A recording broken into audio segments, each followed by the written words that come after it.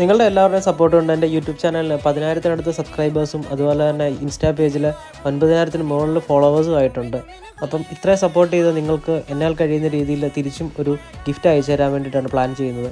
അപ്പോൾ മാക്സിമം നമ്മളെ സപ്പോർട്ട് ചെയ്ത എല്ലാവർക്കും ഒരുപാട് നന്ദി.